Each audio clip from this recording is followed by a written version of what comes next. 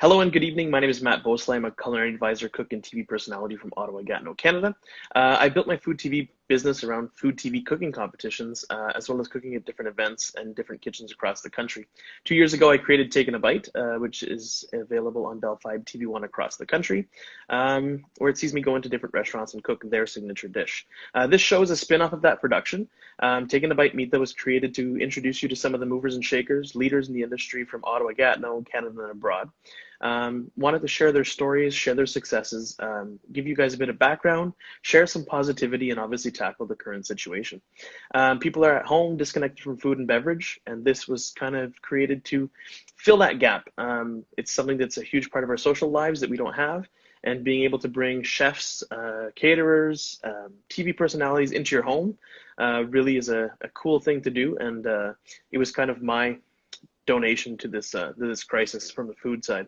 So later on in the show, there's a Q&A. So I ask you to ask your questions down at the bottom beside the comment box. There's a little square with a question mark in it. Your questions can go in there, and then we'll get to them at the end. So tonight's guest is Chef Jo Notkin. Thanks for joining me. Oh, happy to be here. Yeah, thanks for having me. This is fun. I've had lots of top chef people on the show, so it's cool. great. Who have you had? I mean, I've seen a smattering of things, but well, so it started with Janet Zuccarini. Oh yeah. And then I had Chris Nettle-Smith, and then I had he's so June fun. on Tuesday. Yeah, I saw that. And then on next Tuesday, right after the finale, I have Mark McEwen will be joining me. Ooh. And you should tell him, because I want to send him a brownie, but I think every time I message him, it goes into some void. So tell him I have a brownie coming his way. He has to send me his number. I also have contacts. You can. I'll hook you up. I'll hook you up. Well, I just know who to talk to. That's how I got the interview. Because Mark, I remember when he was tasting the brownie, he's like, "I'd love to have this with an espresso." I was like, "I will make that happen." Yeah, you could totally. Yeah. And then next Thursday, I actually have Stephanie. Stephanie Yay! on the show as well. Her on there. Yeah. Hi, Steph. Yeah. She's doing such beautiful stuff. I mean, it's Absolutely. Crazy. Yeah. Insane. All right, let's talk a bit about you. I want to give your bio. So for people joining us who don't know Jo, so in 2009, Jo started Zoe Ford Catering in Montreal, Quebec. So she could feed people the type of food she loves to eat at parties, beautiful, simple, and delicious, which is so key, and so many caterers fail to deliver. She considers sharing food to be one of life's greatest joys. Jo is a native Montrealer with ties to the seaside town of Gloucester, Massachusetts, near to where her grandmother, the inspiration for the name of her company, which we'll touch on later in the show, was born, and where she spent summers growing up and discovering the sheer magic of lobster parties and strawberry rhubarb pie made by hand. And she actually shared the strawberry rhubarb pie recipe with us, so that'll be available to you guys as well. So beyond her role as a caterer, Jo has been many things, among them a creator of jewelry for Aldo shoes in her late teens, a champion oyster shucker in her 20s, a designer and manufacturer of sustainable textiles in her 30s, and in her 40s, a chocolatière, a chef, and a contestant on the Food Network Canada's Top Chef Canada Season 8. Welcome, Jo. Thank you. All right. So let's go into the background and some of your story. I shared a bit about your background, which included a lot of transformation. You've obviously done a lot of different things. I'd like to hear how your career path kind of led you from jewelry designer to food catering. Well, I don't actually see them as different at all. I think once you're a designer and you're entrepreneurial, I just see food as a different medium. And I always was involved with food, even when I was doing design stuff. So I don't see them as different in any way, shape, or form. And I've always said, when I was, I designed jewelry for a long time. The stuff I did for Aldo was obviously lower price point, but I also did silversmithing. I wear these bracelets all the time, made some of these. And I have to touch whatever I'm working with. So being a jewelry designer is very difficult because you can't really touch the hot metal. You have to use a lot of tools. And I like to really, I'm sure people saw on the show, I really like to kind of get my hands in there, feel things and kind of get the textures. And so I don't see them as different at all. I just see it as a progression, career But you're progression. right? I think that culinary arts is an art, and we have different canvases that we work with.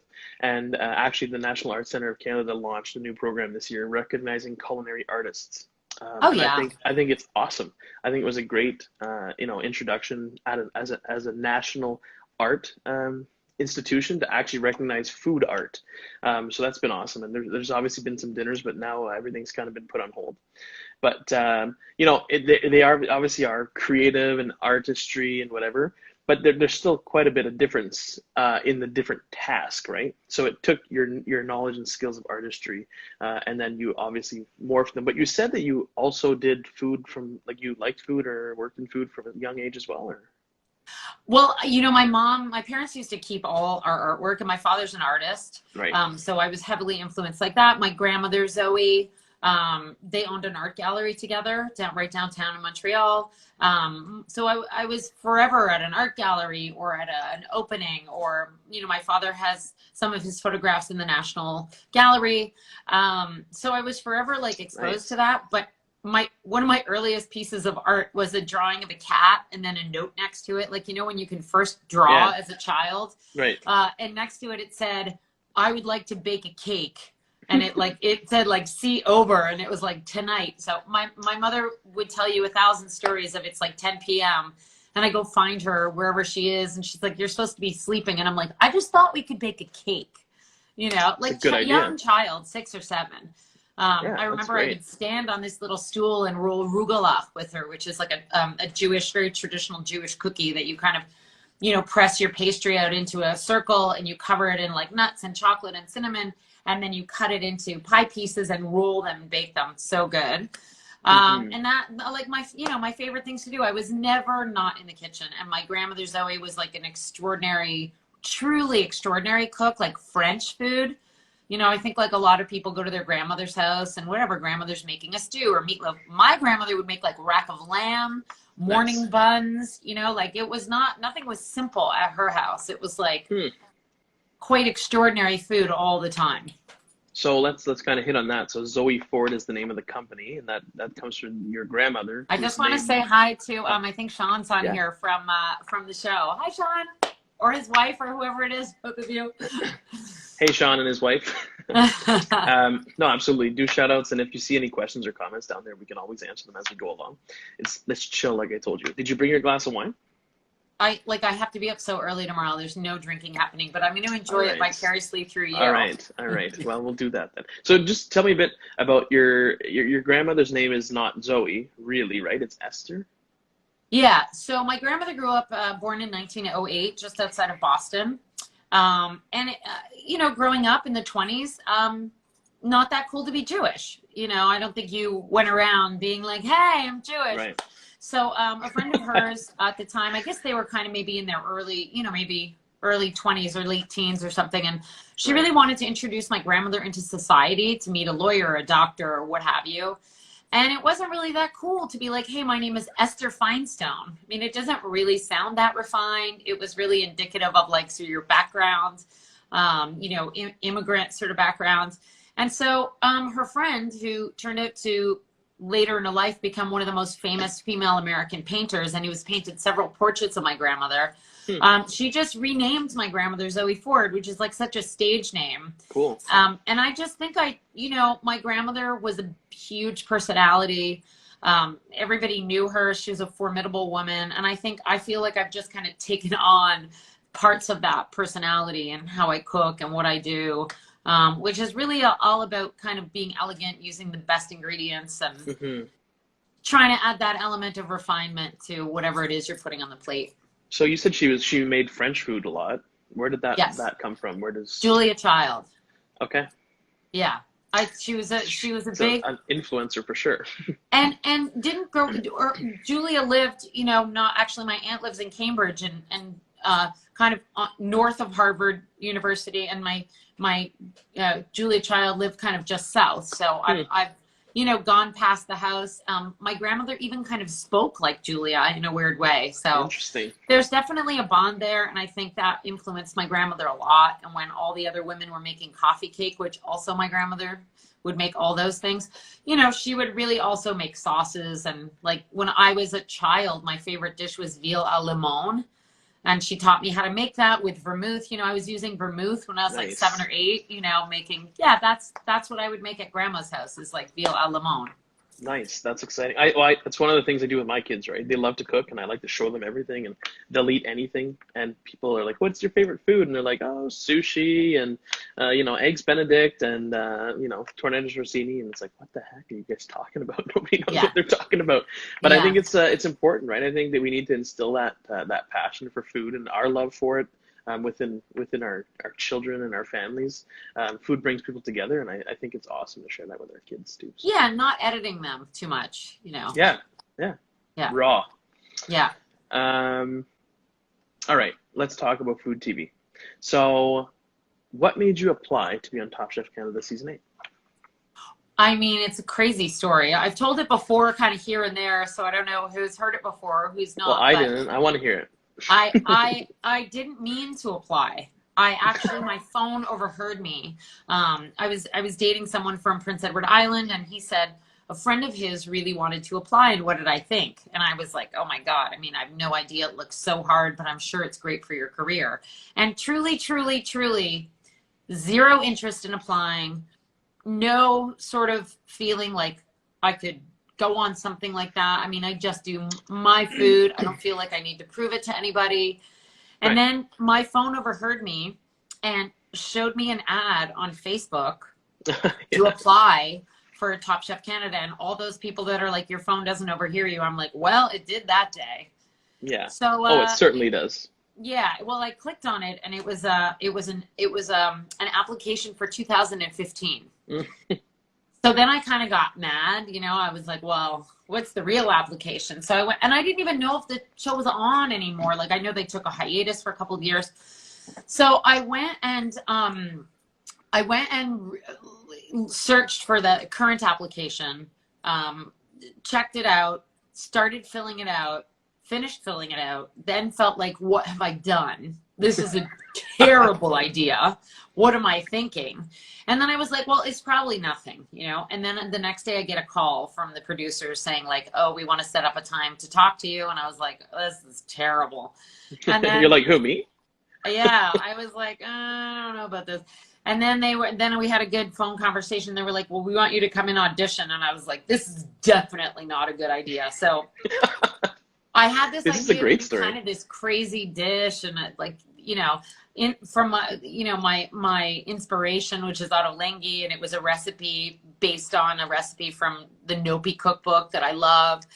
And I started doing it, and my mom was timing me in the kitchen, and it just wasn't working out, and I got so frustrated. And it was like a pivotal life moment where I just thought, I'm just going to do my food that is simple and beautiful and just very Joe kind of food. Yeah. And so I just decided to do that. And I think when I went in for the audition, which I was terrified to do, to be clear, when I went in, I was like, I'm just going to cook lunch for them. Whatever, maybe they like it, maybe they don't, but I'm going to cook what I want to eat or what I feed my family and I did that. And I think I think what they saw was like, just a genuine sort of coming at food from my perspective, which maybe is refreshing because it's not like a typical Top Chef perspective. So, that's how it happened. And it was very, very accidental. And then when the casting producer called me and he said, we're so happy to have you on the show, I just thought, my response was like, oh, yay. Like kind of realizing what I was in for. And I was like, what have I done? Oh, God. And then I just was like, I think it's very different when you're established and maybe you're eliminated early on. But coming from a caterer perspective, I think the last thing you want is to be like, oh, yeah, well, she's a caterer, so of course she got kicked off. Like that, I didn't want that angle. So, well, you definitely didn't do that, so kudos on that one. You definitely didn't look bad on the show, so kudos on that one. Yeah, but it's definitely a stress. Couple of episodes to like get comfortable, but yeah. Yeah, I think I've done quite a bit of food TV too, and it's true, that stress of thinking, okay, so I've got a brand now and people respect me for food, and then it's like, what if I do terrible on this show, right? Yeah. And it's a real thing. And it's real. It could totally, impact you and impact you had a huge business, obviously, so that's a big difference as well. So, you said it took a couple episodes to kind of get in. So, episode 3 was a big show for you. Yeah. I want to say that I think they actually I don't know this for a fact, but I think they kind of held me back a little because episode 3 was just, you know, there's a podcast out of Calgary and they called it the Joe Show, episode 3. So I think, you know, to even it out, I think they kept me a little quieter on episode 1 and 2, which makes sense if that's what they were doing, because otherwise, you know, I think it might have been, you know, so I think it was like a quiet couple episodes, which was great, because then it was sort of like me being able to do actually what I love to do. You know, Sean, you didn't do terrible. You didn't do terrible, Sean. Stop being so hard on yourself. Oh my God, we love Sean. Yeah. Sean. And there you go. So, yeah, you know, you're right, though, right? On food TV, that's kind of how it plays out. Sometimes they don't air people right at the beginning, and they air them a little bit later, and then they start, you know, things change. I've watched a lot of reality food TV shows, too, so I see lots of trends, which kind of makes me interested about the finale on Monday, but we'll talk about that in a couple minutes. So, game. Yeah, absolutely. You guys know. I don't know, but we don't know. You don't know either? No, nobody knows except the final 3. Nice. Well, that's even better. Yeah. Okay, so that show, it was the PEI themed quick fire challenge. You were pairing apples, shucking oysters, which you're a champion oyster shucker. Yes. Which is funny because when we connected, I realized that you were Dan's sister, which I know. That's actually, I mean, for years I was just known in the city in Montreal as Daniel's sister, and I thought I'm going to open a shop and it's going to be called Daniel's Sister because everybody would know it. That's hilarious. Actually, I met Dan through Notkin's when I was covering Montreal at table in Montreal. Oh, cool. Yeah, great. So that was awesome. So anyways, you have lots of history with oysters. I taught Daniel how to shuck oysters. Did you really? Yes. I was an oyster shucking champion. He won in Ontario 9 years to the day after I won. Wow. Yeah. Huh. Well, that's good to know. So maybe it should be, I don't know, Daniel's sister. That sounds like something lesser. It should be like Daniel's big sister. Yeah. So you finished first in every round of that competition, which was awesome. Then you ended up going head to head with Francis also from Montreal for the best amuse-bouche, which you did awesome. You performed great. And then the showcase, right? The elimination challenge at Stack Market, where you obviously kicked butt. We're talking about jewel box brownies, which Joe so awesomely sent me some jewel box brownies that I've assembled, kind of like the photo. Nice job. So yeah, I got to eat one the other night because I teased Majun on the show. I made sure to make one.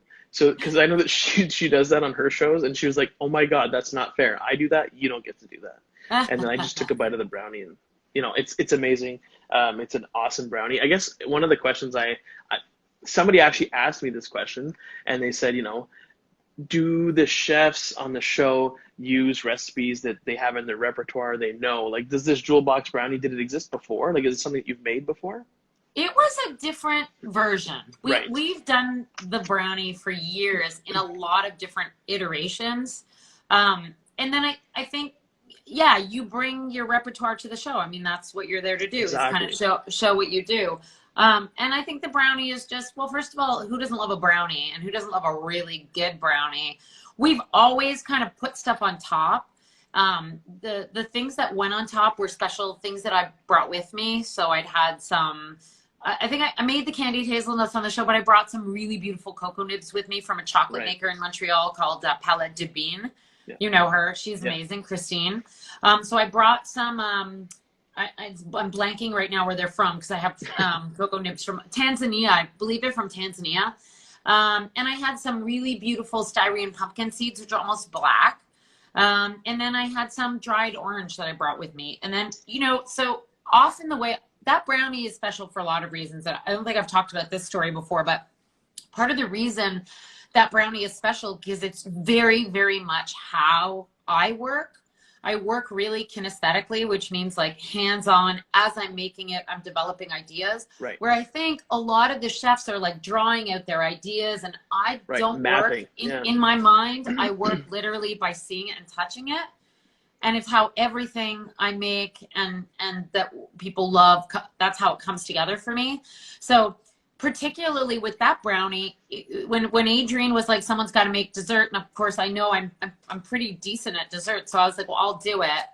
I knew I was going to make a brownie, but I didn't know what was going to go on top. And throughout that day in the preparation, it was like, well, I brought some chestnut paste. So, and that's really, you know, kind of a big in Quebec with the French. So I'm going to use chestnut paste. And, you know, we use a lot of mascarpone, like really good mascarpone. So I'm going to try and incorporate that. And, you know, I really want to use the oranges, but what would be good with the oranges? And so the dish evolves for me in my head. And I think and I don't think I made any particularly bad dishes on the show, but if I can skip ahead to like the final dish, there are moments where, you know, it's like you have one ingredient and you're just stuck because I'm not with it, in it, evolving it.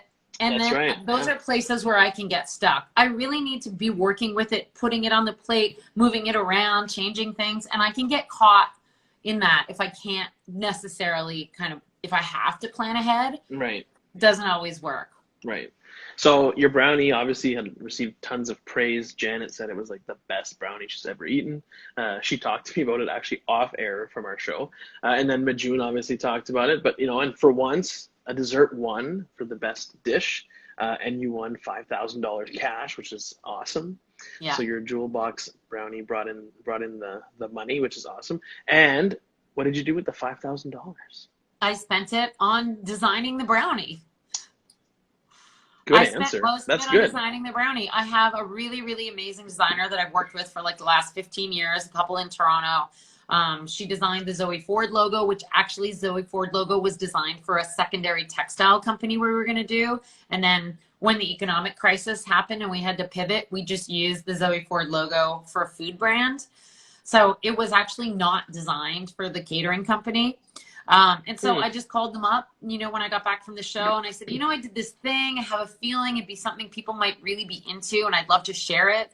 So it took us several months, a lot of kind of banging our heads together on like, should we go in this direction or this direction? And I think we eked out something that feels really special, feels really like on brand with what we were doing originally. And it just also feels like just special, feels like you're giving it as a gift, feels kind of special. So that's where the money went. That's awesome. That's actually great. And I think it's super, super important because lots of people are like, you know, what'd you do? I bought this, I bought that. But you know what? We have to invest in our careers, right? And I think that's a super important takeaway that like, even when I had won the amateur cooking or the home cook show in Montreal, like I invested it in my branding for my brand, right? Because I think we have to invest those monies towards our brand and our reputation. So your brownies that are premium, they feel premium, they feel like a gift, you know, and they're also exceptional. They're just absolutely delicious. I'm very happy that I got to eat some. So was my wife. She's ecstatic. We just might have to order more. That's the only problem. We have people that are ordering like 6 boxes at a time because they're giving them as gifts. And I was like, that's great, you know, so. Well, and it does feel like a gift, right? You get a nice little box with your brownies and the toppings on the side and the caramel in a nice little container with your logo on top. You know what? All that branding really makes it feel special. So it took us a long time to figure that out. A really long time of like, how do you get caramel on the brownie? And of course in the show it's a mascarpone, coffee, and chestnut cream. It's not caramel, but we were like, well, what can we ship that doesn't need to be refrigerated, that, you know? So we're shipping them across Canada, which we miraculously we figured out how to do, which is like, I don't even know how we figured that out, but we did. And it's been really fun to see everybody kind of getting, you know, to dip in. Somebody was asking me if I'm still in Montreal. I am in Montreal. Absolutely. Zoe Ford is in Montreal and is alive like crazy, which we'll talk about your current situation. So if people want to order your brownie, they can go and order that from zoeford.com, right? Yeah. It's in our pantry. You go to Shop the Pantry and there's all our baking mixes are there, which we did when the pandemic hit. We were like, how can we still be a part of, you know, our clients' lives? And so now we give you our directions and our like my favorite recipes. And actually I had more. And then like my business partner was kind of like, I'm capping you at 5. You know, right. like, so we're adding some in. I've just been told I have to do it slowly. So we're adding in. It's going to be really fun. So episode 5, Restaurant Wars. This is just one that I wanted to kind of comment on. You know, you kicked butt running the restaurant in front of house. I think that, you know, obviously your catering experience kind of plays a role in that because you're very engaged and you're always there and you are that front person. So good job on that one. You guys did awesome in that competition. And then episode 6 was the a big episode for you, and you said you made buns with your grandma, and you made a kimchi bun, which was really cool. Kimchi is not something that we are all used to using. I know I'm not, and I think you mentioned that as well in the show. And then you made a raw scallop salad, which I know David said was excellent. He really liked the. Kudos to the food team on Top Chef, because I can't even, those scallops were like the best scallops I've ever had in my life. So, I mean, you have to say a lot about getting good product too, for sure. Oh, 100%. And I think that is, and actually that's one of the things I said with Mijun on Tuesday, is that I love the show and I find it so well put together from A to Z, right? Yeah. From the cutting, the editing, the music, everything. It's just so perfect. And I've watched the US one and I don't actually like it as much as the Canadian one. So, but you were definitely one of my favorite contestants, because I think that thank you. I think you really held your own, and I love seeing, you know, lots of the restaurateurs or lots of the chefs are coming from restaurants, and you were a caterer, so you were like the different person, right? And it's fun to see you succeed and work hard and like do just as good as them, right? And I don't really agree with your elimination, but it is what it is. Yeah, and you know, well, first of all, to go back to the bun for a second, I was sweating bullets when we walk into the room. I didn't know who David Zilber was. I do now. He's so awesome. You know, we work with some fermented products like kombucha and soy sauce and whatever, and miso, but not in a way that is, you know, maybe like Frankie works with things, or Francis, we call him Frankie, but not in that way. We're not making it. So I was last on that. I got to draw last. So I'm standing there being like, I don't know what half these things are, A. And B, I'm not choosing. It's choosing me, which I'm glad they kept in that edit. I was like, the daikon, you know, kimchi chose me. And I think, to speak to your somebody was asking about, like, do you bring recipes? My strategy was like, I'm going to bring the things that I love and can memorize, because you're not really bringing any recipes with you, memorizing them. I'm going to bring recipes, and then I'm going to apply those to whatever, in whatever way I can. So I went into that week kind of feeling like I really want to use seafood. I really want to showcase that. I've done enough sweet stuff, kind of by accident and not by accident. I mean, a breakfast challenge, I was like, brunch challenge, I'm doing something sweet. Yeah. And so it kind of came to me at the last minute of like, what would be, how could I use kimchi to highlight it without, you know, and we make these incredible buns, these like really fluffy buns. And I was like, I can do that in 30 minutes. And then I realized there's so much fresh seafood. And I was like, that was a very unusual thing that happens, where you're just like out of the blue, you get this idea and you're like, I can't wait to eat this. And I mean, Eden was just like pulling apart the buns. I know. Like, I was like, damn, that looks amazing. Yeah, and then we put them on our catering menu, and nobody can have them now. But they are really, really, really delicious. So if you're ever in Montreal, I'll make them for you. I will definitely hit you up on that one. Yeah. I definitely want to try that. So the last challenge, you know, you put together a salad dish, which was inspired by Rodney's, which is a place you worked. It was obviously a big emotional show for you. And rightfully so. I mean, Rodney's made a big impact on your life. So this is where I'm going to like be pissed off about the fact that you didn't move ahead, because I was totally disappointed and I really didn't understand why you didn't. I might hit up Mike. I might hit up Mark on that on Tuesday. Oh yeah, maybe. Well, although off camera, I will tell you what Mark was like. And I just think this is so funny. He was like, if I was sitting at the bar with a glass of wine, that would be delicious. I was like, you were sitting at a bar with a glass of wine. Yeah, I don't understand. That is correct. I'm a little bit confused right now. It wasn't because it wasn't delicious. It was because they felt that I should have brought more skill level.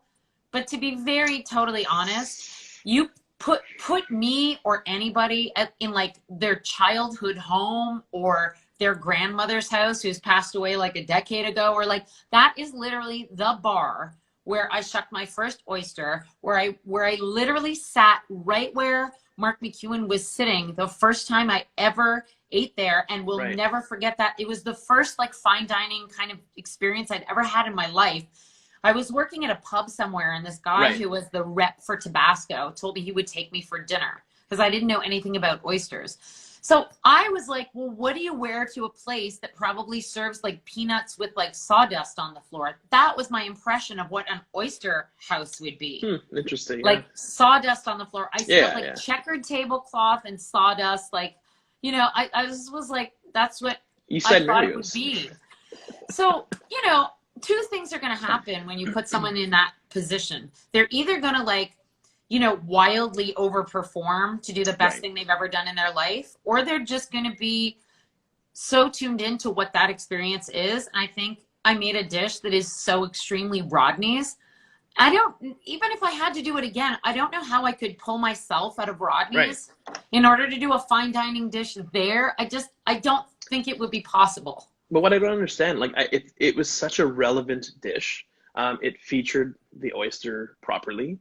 Everybody said it was delicious. Yeah. And then, you know, I'm not trash talking Imran, but like the lobster was totally not there. Like lobster was the main ingredient. And, you know, and if we go to last week's episode of the show, and they said Stephanie's gnocchi wasn't really there on the plate, which also made me a little bit upset.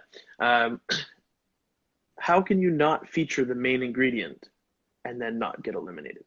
That one kind of bugged me a little bit. Yeah, and you know, this is not. I think very clearly in my bio, on Food Network Canada, I talk about this, and very clearly in my story about going on to the show, I'm like, I'm not going to make foams and emulsions. I can.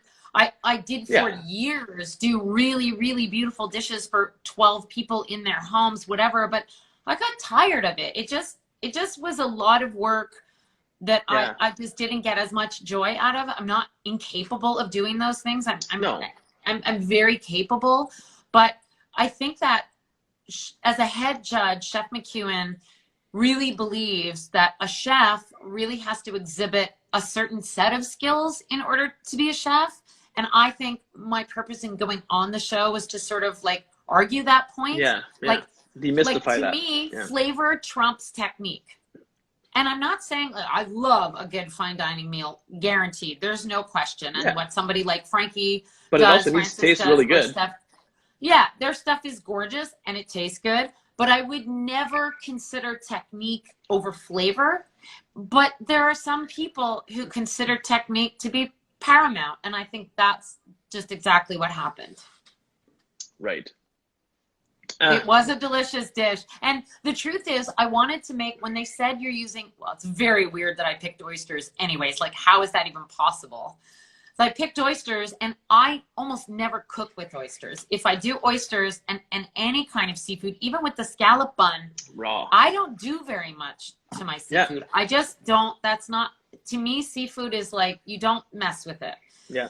So to me, I either serve oysters in a chowder, raw, or fried. Like, that's it. So I was going to do a chowder, and then like I think Adrian was like, I'm doing a chowder, and then I was like, well, I can't do a chowder at Rodney's that's an oyster chowder because that's weird. And then I sort of was like, I don't know how I'm going to cook with oysters because I just don't believe in that way. So I think I did a dish that was true to what I do and true to Rodney's, but they weren't wrong. It did lack a level of technique, and truthfully, Chef McEwen was like, you already did a salad. And I was like, I did? Just like on episode 1, like so long ago. I didn't even remember that I had done that. So I think that's the truth about what happened. That's funny. And I guess, you know what? It's kind of true is that, like, you know, they said that the kale was on top, kind of covering the dish. And then he said the same thing about Stephanie's gnocchi, right? The extra vegetables and whatnot were covering the gnocchi. So, you know, maybe that's a shtick for him, right? He doesn't like when the main is covered. And they weren't wrong in that. I knew where they were coming from. Yeah, exactly. Okay, so you don't know, you don't know who won. So, the finale's coming up on Monday. My choice is Stephanie. That's who I really think is going to win. She's been a favorite of mine since the beginning, from skill level and everything, and also humility, right? She's very humble, and I'm really glad to see that, there she was going to be in the top three, but now there's top four because there was a sudden death cook-off that's been announced that's going to air at the beginning of the finale, between her and Imran. And I don't know. I don't know. I really hope that Stephanie wins. My knowledge of food TV and trends, I'm not sure if that's what it's telling me. What do you think? I mean, when you're cooking with all those chefs, you can see where the strengths lie. And also, I've watched probably every season of Top Chef ever since. Like, I mean, it's very weird to see me on that set because I watched like the first episode ever. And also, a friend of mine is married to Gail Simmons, who's one of the judges on the US one. And I've talked to Gail many times. I've met some Top Chef winners. I mean, so I understand the way the show works. So, there are a lot of people who had a lot of strengths. I think all the way along, I probably would have said what the show is looking for is Stephanie or Francis, because they exhibit, are really, they're very, very capable and they have a really clear vision. Yeah. So I would say that it doesn't surprise me, that the way that's going. But of course, I love both of them, and I'm very close with both of them. I speak to them both often. Awesome. Yeah. And it's hard to, it could be a 50-50. 50-50. So between Francis and Stephanie. Yeah. Interesting. Yeah. And Lucy's up there too. Lucy's incredibly talented. Absolutely, yeah. I think that the top three, top four, I guess, are quite talented. One of the things that really irritated me was the nutritional yeast on the agnolotti, because of the whole pitch was I used nutritional yeast to replace cheese, but there was cheese in the agnolotti. So what was the purpose of using nutritional yeast? That one drove me nuts. It's one of the sometimes throws in something. Yeah, he does. Yeah, he tries. He does different things, right? But I think Chanel used to say, you get dressed in the morning and you put everything on, and then before you leave, you take the last two things off that you put on. And I think it applies here too. Sometimes you gotta like have some restraint. But he's quite young. And I think he's obviously exhibits a lot of talent, and technically he has a lot of skill. So I've met him. He's from Ottawa. So right. Yeah. But then I was just again, a lot goes into the explanation of the dish, right? Although I have to say that his sorbet, I really have been thinking about that the last few days. Really want to eat that. Mostly because I'm not a smoothie person or a juice person, but when I do, it's like cucumber, spinach, lime. It's like that exact thing. So I can imagine that tastes divine, so. No, and I think that what Imran has showed, he's young, and he tries, right? He tries to do different things, which is great because we have to experiment. It becomes difficult in a competition like this because, everybody always asks me, how do you move along in a competition? How do you do well? And I said, you cook really good and you try not to overcomplicate it, because if you screw up one thing, it screws up the entire dish. Yeah. And that's what I've lived by in all the cooking competitions that I've done, and I've done quite well. But it's about, keep it simple, stupid. That whole thing is like do an excellent dish, season it perfectly, cook it properly, and you have a good chance. Yeah. But I think that he's been trying all kinds of different techniques and trying to showcase that. And unfortunately, sometimes it just kind of hurt him. But anyways, I'm really excited to see what's going to happen. I agree. I agree. I think it's between Stephanie and Francis. I hope it's Stephanie. That's why I have Stephanie on my show on Thursday, because I'm hoping that she's actually going to be the one that won. But if not, she still deserves some props. So I'm looking forward to having her on the show. Yeah, and Steph and I are going to do a little live that kind of early evening. And she's packing up actually to move. So I'm going to kind of invite her to my place, and we're going to go through my cookbook collection and kind of talk about what is inspiring to us. Because there are certain things that definitely are my inspiration, but I don't know specifically from her what she draws from and whatever. So I thought I'm going to kind of pull out my cookbook collection, go through some things, talk about chefs that have inspired us, that kind of thing. I think that's going to be kind of fun. All right, so I'm going to close this conversation with I think you did an awesome job, and I think that you really deserve to be there, and I think you should have stayed longer. But Thanks. you know, that's just my opinion. I'll talk to Mark about that on Tuesday. Yeah, do. I want to know the answer. I'll tune in.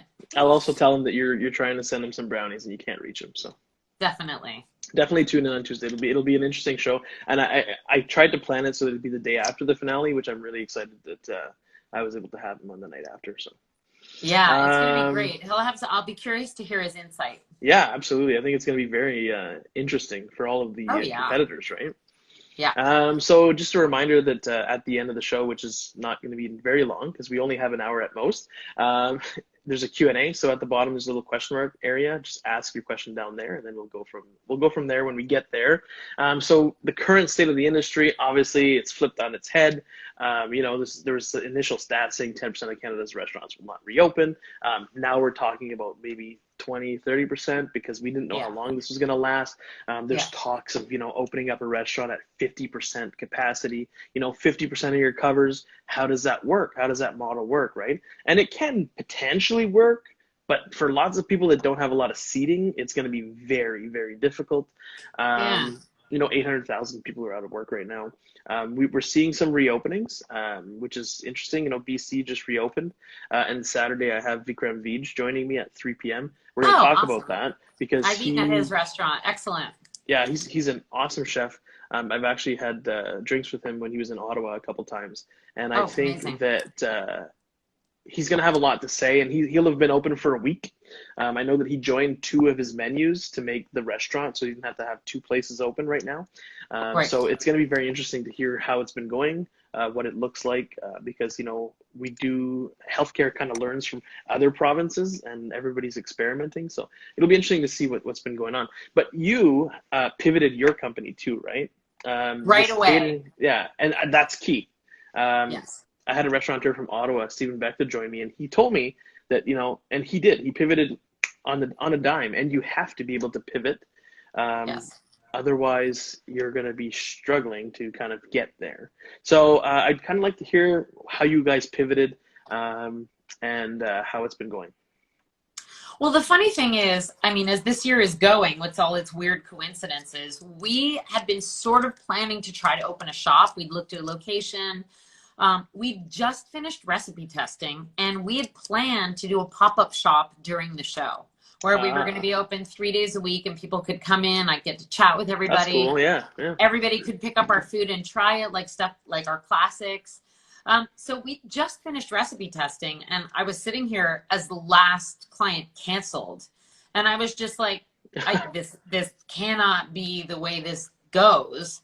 But it made sense for us to do it. It really is what we've always wanted to do anyways. I don't know that we'll ever go back to catering. I just feel like I've always, look, I don't want to really rent chairs and napkins and cutlery. I don't really care that much about that. I'd rather somebody else do that, and that I could just focus on the food that I know people are interested in, or that I feel creative sharing with them. So, pivot, it was like in the writing was on the wall already that this is what where we were going to go with it. So I think it was easy for us. And we also have a really incredible client base that I just sent out an email to everyone. And I was like, hey, we're going to drop off some food. And they were all like, yeah, we'll order. And so you're doing home delivery, right? Yeah. So what we do is, the way we set it up is we kind of called it the Zoe Ford Deli. It's kind of like going to a deli, a scoop of this, a scoop of that. I'll take the chicken. So it's like a set menu, and it's kind of the way I like to eat. Like, maybe I give you chicken, and the next day you're making a chicken salad with the salad we give you, or you have a soup and maybe you put a piece of salmon in the soup, or like, it's really versatile. It's not like I'm making you one meal and you eat this one meal this way.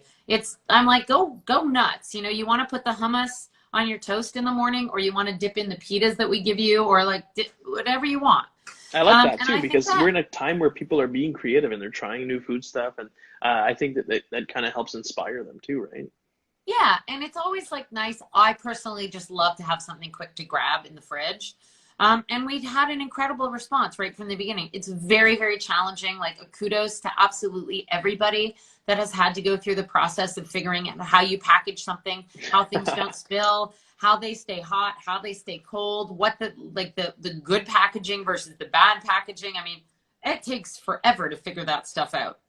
I've told a number of restaurant friends, I'm like, call me. I will tell you what works and what doesn't work, you know? And it took us about 6 weeks to stop making mistakes, like shipping the wrong thing across the city, or like, you know, so-and-so was allergic to nuts. Did we put nuts in her food? It took a little while for us to figure it out. And now we're kind of moving along. Every single Wednesday, we put up a new menu, and then people can order from Wednesday to the following Tuesday. And then we drop it off at your house on Saturday. I think it's awesome. I think it's super important what you said too. And I've had restaurants come to me. I do some culinary advising work, and they're like, I don't know what to do. I don't know how to deliver my food. I've never done delivery. And lots of restaurants that never did delivery are now doing delivery. And I told them, I'm like, well, just try your food, put it in a container, close your container, put it on the counter for 30 minutes and see what it tastes like in 30 minutes. Did the noodles swell? Is the salad wilted? Well, there's your answer, and right? Caterers are so good at that, because, like, you know, I know, for example, that I could cook pasta today, refresh it tomorrow, and you wouldn't know the difference. It just, you know, there was an episode, I think it was episode 4, where I cooked a duck dish. The reason the duck wasn't crispy, by the way, was because the burners kept shutting off. And I just was like, and the oven didn't work. And it was like, when Chris Noah Smith was like, the skin isn't crispy, I was like, of course it's not crispy. Like, I need a real oven.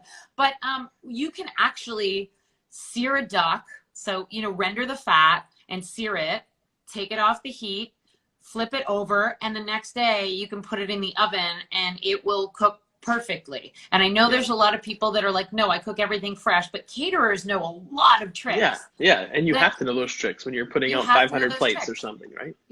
And I think that lends itself like superbly well to all of this. And maybe some dishes aren't going to be perfect, but the truth is, right now we're not going for perfect. We're going for comforting, delicious, and like delicious a couple days later.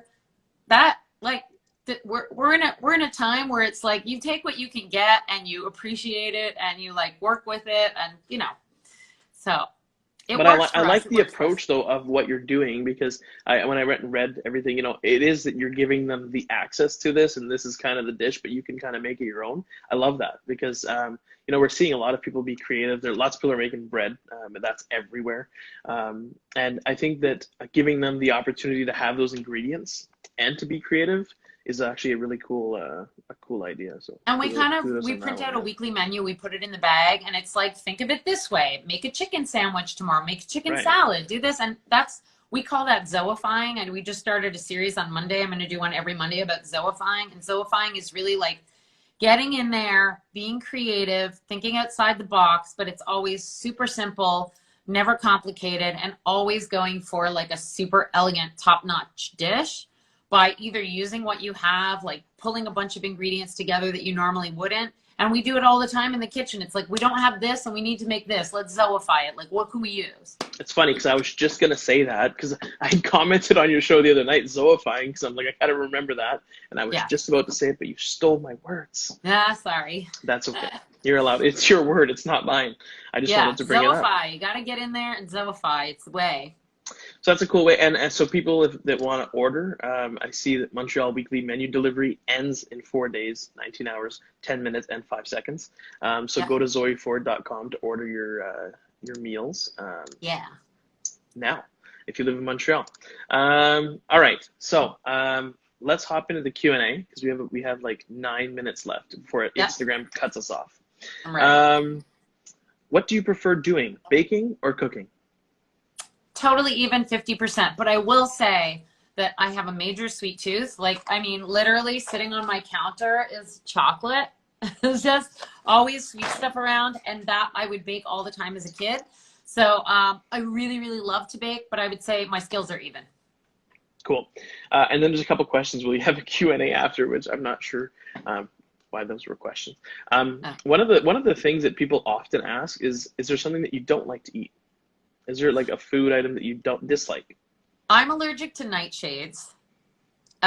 So I don't eat eggplants, except Asian eggplants. I don't eat eggplants. I can eat a limited amount of tomatoes. I hate Swiss cheese, and I hate oatmeal.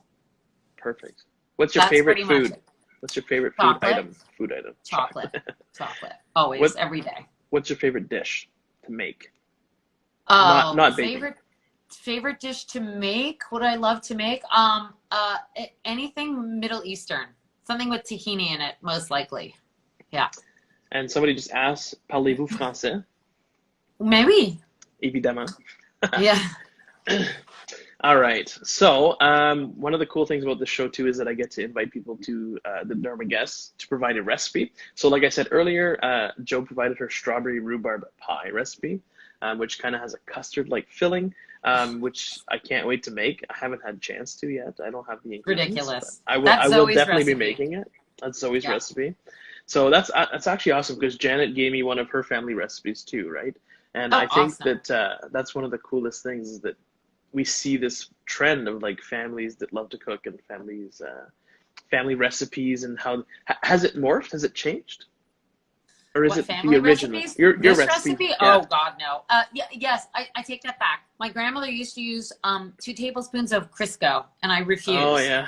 My father's still upset about it, but I just went and bought 10 pounds of rhubarb that just came in yesterday from BC. The kind of rhubarb you use is important. I try to always find the fully red rhubarb that to me is just so spectacular. And in Quebec, it's mostly red and green. Not my favorite. I got to have the full red rhubarb. And I make this pie like once or twice a summer, and like that's it. Cool. So the recipe is available at mattbeausoleil.com now. There was one other question that kind of came in that I might ask you just before we go to the close. Sure. How many brownies do you make every day? Do you make brownies every day? We try and bake them a couple times a week, whenever we need them, but we run out continuously. We cannot get on top of it. I think in the first week we sold 200 boxes, almost 200 boxes, which we were not expecting. So we had to like order more boxes and whatever. It's a continuous rotation, and it's also a freshness issue and like storage issue. So we're baking them constantly. And then I eat all the cut off pieces. No, that's just not nice. Yeah. Look, we keep them. I keep them in a container. No. It's okay. I'm lucky. I get to try. I get to eat this after, and I know how good it is.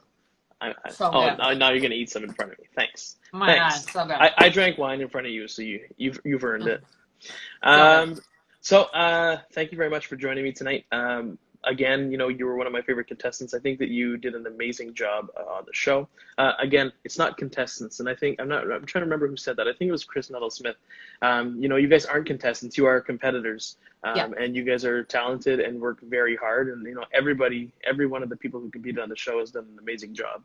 And no matter where you get eliminated or whatever, you might think that it hindered you, but you know what? It still brought visibility to your brand, and it helps you, and it helps, and ride that wave, right? Take that, and you have, which is amazing. And I think that we see too many people that do those shows and don't run with it, and that kills me because, MasterChef, I was shortlisted 3 seasons in a row, and I never made the show, and I'm like, what the heck? Like, how can I not? I keep getting called back and being told you need to come back. And then I get cut right before, right? I'm on the first episode of the first 3 seasons.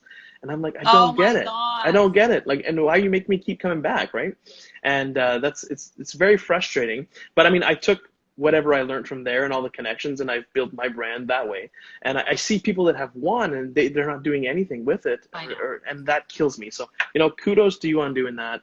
Kudos on Zoe Ford taking off big time with the show, and your hard work is paying off. So thanks for joining me. I really appreciate it. Yeah, so fun to talk to you. Thank you. I see someone asking here if they can order a pie. If you live in Montreal, in the next coming weeks, we're going to do, one of the desserts is going to be a strawberry rhubarb slab pie. So get in there. Nice. Check out the menus every Wednesday. So just to thank all of you for joining us tonight before our time runs out. I've got some exciting shows coming up too. So like I said, this Saturday, May 30th at 3 p.m. Eastern Standard Time, which is a special edition because I don't normally do them in the afternoon. I'll be joined by food TV personality, cookbook author, owner of Vij's Restaurant, Vij's Rangoli, My Shanty, and Vij's Sutra. Chef Vikram Vij will be joining me. I'm sure you've seen him on Recipes to Riches, Dragon's Den, pretty much everywhere. One of the first curry to your home delivery services. A very interesting personality. It's going to be a very good show, I think. And then next week, following the finale of Top Chef Canada on Monday, I'll be joined by Top Chef Canada head judge, one of Canada's most celebrated chefs, Chef Mark McEwen, will join me on Tuesday, June 2nd at 9. And then on Thursday, June 4th, I'll be joined by the Season 8 competitor, currently in the top 4, hopefully the winner, and vying for the title of Season 8, the chef de cuisine of Chives Canadian Bistro and Hopscotch Dinner Club in Halifax, Nova Scotia. Stephanie Ogilvie will be joining me. So, in closing, stay home, stay safe, and remember, we're all in this together. Cheers.